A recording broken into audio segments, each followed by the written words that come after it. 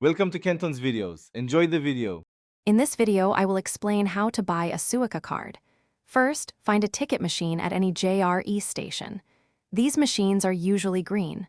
On the touchscreen, you'll see a Suica button. Tap that to begin.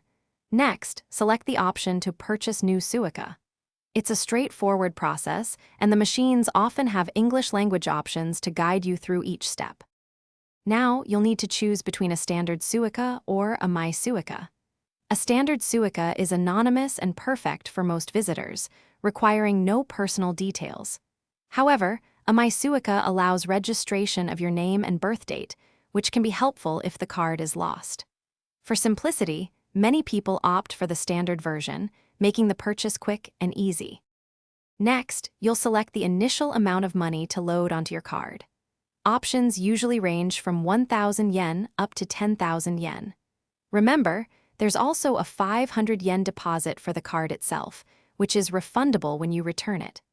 Once you've chosen your amount, simply insert the corresponding cash into the machine to finalize your purchase.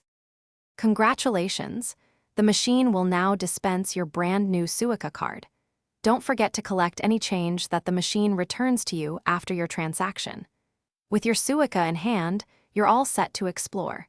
You can use it immediately on trains, buses, and even for purchases at many convenience stores and vending machines across Japan. Thanks for watching. Consider subscribing if we helped you.